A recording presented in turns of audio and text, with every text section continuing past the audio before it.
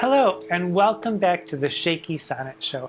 I'm Tootight Lautrec, the drag laureate of the Sonnetarium, and here we are once again in the Sonnetarium at the bottom of the down staircase in the permanently sequestered remainder section of an unnamed local library which may or may not have a lion couchant resting comfortably waiting for the next amorous visit over to the other lion couchant on the front steps. Today, we're going to be looking at Sonnet 56, which appears to be all about a lull in love. But just what sort of lull remains a bit of a question. Is it a lull in the feeling of being in love? Is it just a lull in the boudoir? Is it a presaging of a separation? Or is it just a failure to launch? Possibly it's just a slight breather between completing one session of lovey-dovey before the next session gets going with some more kissy-kiss. And I'm voting for that one because I am reading the sonnets in order, and this sonnet does appear to be part and parcel of what I call the homecoming sonnets after the lover's long separation. And while I do think that Sonnet 56 is about real love and not just lust, it also brings us back to the glorious mysteries of the body, because pure spiritual love is fine and dandy, but sometimes, and there's no denying it, sometimes you just have to feed the beast and put your whole body into it. So let's take a nibble at Sonnet 56, shall we? Here we go. Sonnet 56. Sweet love, renew thy force. Be it not said thy edge should blunter be than appetite, which but today by feeding is allayed, tomorrow sharpened in his former might. So, love, be thou. Although today thou fill thy hungry eyes even till they wink with fullness, tomorrow see again, and do not kill the spirit of love with a perpetual dullness. Let this sad interim like the ocean be, which parts the shore where two contracted new come daily to the banks, that, when they see return of love, more blessed may be the view, as call it winter, which, being full of care, makes summer's welcome thrice more wished, more rare. Okay, so quatrain 1, sweet love, right off the bat they get into the taste buds there with the sweetness. But sweet love isn't a sonnet to the beloved, it's actually a sonnet to the emotion, love. And here we're talking about love or lust as appetite, because, you do need a little bit of appetite for it. Sweet love, renew thy force. And here is where all the questions start, even before the line is completed, the very first line is completed. It seems that whatever decision you make here is going to color your reading of the entire sonnet. Sweet love, renew thy force. So what's going on? Has love fled? As if saying, I was in love, but I am no longer because I've satisfied my desire. And, next, sweet love, renew thy force.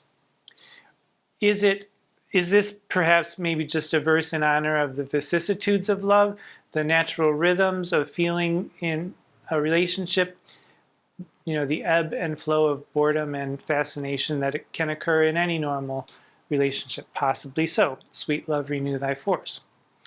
Is it maybe a contemplation of tumescence and detumescence of the male appendage? Sweet love, renew thy force. Could it be a poem to a penis? Could it possibly be a song to a schlong? It could be that, and I could handle that in more ways than one. But sweet love, renew thy force.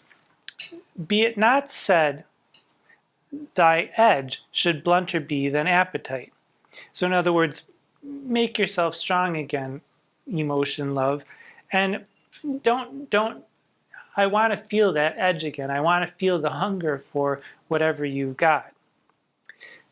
Be it not said thy edge should blunter be than appetite, which but today by feeding is allayed, tomorrow sharpened in his former might. So when I feed my appetite, I am sated, and I'm no longer hungry, and I hope to not stay this way. I hope to be hungry again. Please, love, let that happen again. So satisfy your hunger, give yourself a rest, and let's go at it again. Second quatrain. So, love, be thou. Be the thing that renews itself and makes it strong again. So, love, be thou, although today thou fill thy hungry eyes, even till they wink with fullness. You eat yourself until you're after Thanksgiving dinner with the turkey, and you fall asleep because you're so full. Even till your eyes wink with fullness. Tomorrow see again, and do not kill the spirit of love with a perpetual dullness. Well, don't stay asleep, but, run your course, make sure you wake up again, give yourself a rest, go at it again. And here, spirit of love could be the actual spirit of true emotion, the love relationship, or the spirit of love could also be, the spunk that comes out during the spirit of love as it's being enacted, possibly. Third quatrain. Let this sad interim, like the ocean be, which parts the shore where two contracted new come daily to the banks, that when they see return of love, more blessed may be the view. Got that? Let this sad interim, of course, is the lull in the love relationship, whether it's because of the failure to launch, or whether it's because of the waning of interest, or whether it's the natural lull that happens between sessions. Let this sad interim like the ocean be. And here I'm going to need just a little bit of extra help, because I have no idea what's going on, what this ocean is. Now, if you'd like your dunce cap to stay on, make sure you have a teacher who really sets it firmly there. But if you ever have trouble sleeping, I suggest you collect all the commentary on Sonnet 54 and this business of the ocean, where you'll learn that this ocean is not really an ocean, or you'll see that it is an ocean, but it's not that kind of an ocean. And further delving will put you into La La Land, lickety split, I guarantee you. Booth says that this quatrain is a metaphor for the vulva, where two contracted new come daily to the banks. This parting and opening and closing again, a metaphor for the vulva. And Stephen Booth also, in every word that has C-O-N-T in it, likes to see the word C-U-N-T. And I'm not kidding. You can look at his explanations. He's pretty fascinated with the Shakespeare's use of the cunt in any kind of contraction, and he also sees in the banks here as a metaphor for the lap. Now Patterson says that contracted two, he thinks that it could be two gay men who are in heterosexual marriages. So two gay men who are hooking up, but they're married to women. And so that's the contracted new that we hear. But if we take it just on the surface, I'm going to say that I still don't know what this ocean is, but this sad interim, like the ocean be, which parts the shore, where two contracted new come daily to the banks, that when they see return of love, more blessed may be the view. So that, when we part and then come back together, we're ready for it. We're ready and willing for what we're gonna see. So we should meet here daily just to, keep the juices flowing. And it appears that, well, I'll take this off and have a little moment to freshen up my hair, and then we'll get back down to it.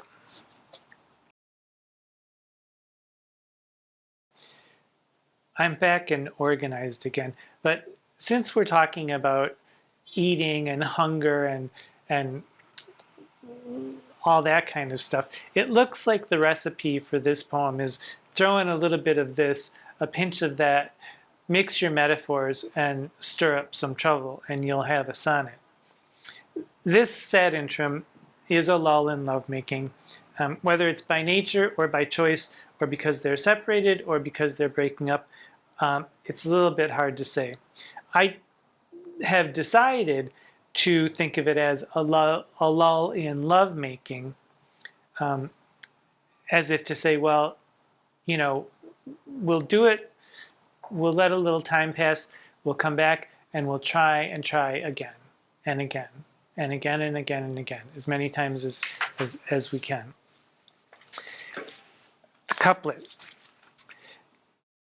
Come to the banks that when they see return of love, more blessed may be the view, as call it winter, which being full of care makes summer's welcome thrice more wished, more rare. So we'll call this sad lull. It's as if we're calling the sad lull winter and thinking of it as a barren time between sessions. And because of that time, whether it's because of separation, full of care does seem to indicate that there's something going on, that emotionally maybe they're distant, or maybe it's just the normal care of, when will I be able to perform again. Call that sad lull winter, and which makes summer's welcome thrice more wished, more rare. So we can't do it 24 hours a day, but if we do it one really good hour every day, or maybe 2 hours, 1 hour twice a day perhaps, maybe 3 times, thrice more wished, more rare. When we do it, let's do it right. So even with the lulls, the lull kind of makes it sweeter, as I think it was Aristotle says that hunger is the best sauce. So here we have this saucy little poem to prove it. Now, Don Patterson says that love, the emotion, is the true subject of the sonnets, and I can't really argue with that. That these sonnets are not to the beloved; they're about the idea of being in love and the very emotion of love. And I find this particular poem particularly interesting because it does explore the lull, those in-between moments, rather than sticking with the bombastic bodice ripping or, codpiece ripping, perhaps, moments. It looks at the less celebrated moments of the times in between, the ups and downs in a normal relationship that occur, in my opinion, when a relationship is quite stable and sound and lovely, and thinking, perhaps, as I do, that we're on a honeymoon here. It's simply looking at those inner spaces between the big happy moments. And it's somewhat like Sonnet 53, which looks at the shadows rather than at the light. And I think it's quite a bit of genius. I think this Shakespeare guy is sort of onto something. So, is there a man or a woman that is being either discussed or that is saying this poem? Well, there's no indication of either one, but either one would fit in well as either the narrator or as the beloved. Dramatically, I feel that any two lovers who are at their happiest moments or at their most satisfying points in their relationship, this could fit into any of the plays, anyone who's just gotten married. It could also be perhaps a couple where trouble is up ahead and it's recognizing the moments of sweet happiness tinged with a bit of sadness, with the knowledge that all good things must end, with the lulls and the endings and the pauses, and if so, that makes this sonnet that much more sweet, in my opinion. Now, narratively, I've pretty much covered what I think. The lovers are reunited.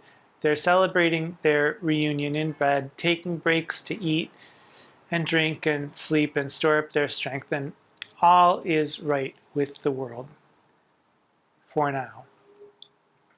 And actually, isn't that all we have anyway, is right now? It is. This sonnet, in my opinion, celebrates the wonder of the moment, and I celebrate anyone or anything that pays attention to wonder. I wonder what you think. Are you paying attention? Let me know in the comments section, and until we meet again, I am Tootight Lautrec. Mwah.